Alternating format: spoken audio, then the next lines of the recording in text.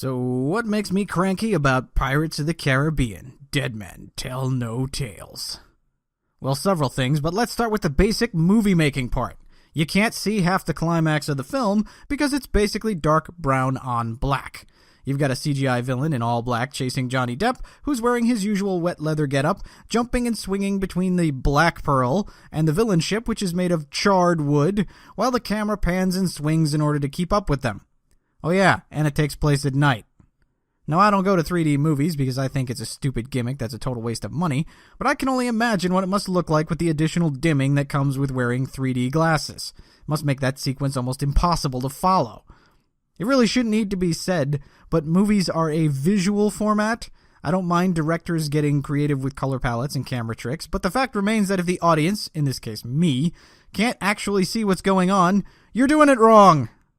Speaking of not being able to tell what's happening, Javier Bardem's character is practically unintelligible. His accent's pretty thick, he mumbles most of his lines, and he's a ghost that constantly bleeds from his mouth for some reason, so everything he says sounds like Jack Sparrow. As you can imagine, that doesn't make for a particularly menacing villain. Now, it could have worked as a recurring gag if they had gone a more comedic route with him like they did in the trailers, but they don't. They play him as a completely straight-up evil bastard with a hard-on for killing pirates, and Jack Sparrow in particular. So rather than being a funny, quirky villain to mirror Jack, we get a guy who is just incredibly difficult to take seriously despite all of the murdering he does.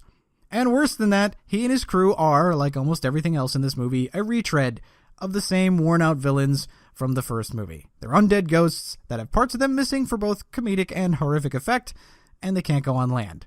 How very original. And that's really the problem with the Pirates of the Caribbean franchise. It has an ever-worsening case of sequelitis. The original movie was a perfect self-contained story, but because it became a huge hit, they had to make more. And rather than come up with new characters or a new story, more is exactly what they gave us. More undead pirates, more double crosses, more rum, more special effects, more sword fights and sea battles, and of course, more of Johnny Depp's wacky hijinks.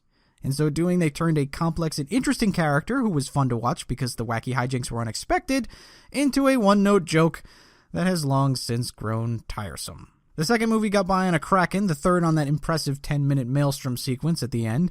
By the fourth, they had nothing to offer, and this one actually destroys its own potential, trying to give you more Jack Sparrow. We could have gone on a journey with the two new characters they introduced, but apparently dead men tell every tale repeatedly, so it's too busy stuffing itself full of retread garbage from the earlier movies for it to do that. As such, Dead Men Tell No Tales moves at a blistering pace because there's simply no time to breathe when you're busy wasting 15 minutes on an action sequence that's ripped right out of the Fast and Furious franchise just so you can have Jack Sparrow bumbling about and cracking wise. Hell, they're so desperate to have more Jack Sparrow they even gave the de-aging guys from Marvel some time to practice by doing a young Jack Sparrow flashback. That's why the Black Pearl is the fastest ship on the sea, until it's slower than a rowboat, because otherwise you can't have that aforementioned black-on-brown attempt to recreate all the swashbuckling they did during the Maelstrom from At World's End. I found myself wishing they'd just get rid of Sparrow and his old crew and Barbossa and all the rest of it just to focus on these two new leads played by Brenton Thwaites and Kaya Scoldelario. They actually have charisma and charm and a good rapport that might have worked in a story that was about them rather than another undead army chasing Jack Sparrow around. Especially when Johnny Depp seems to have lost all sense of comedic timing, so he's simply not funny, even when they do stumble across a decent joke. The original Pirates of the Caribbean is a personal favorite of mine. It works because it's a great ghost story with not one, but two characters for us to project onto as they're introduced to a strange new world of monsters and disreputable men.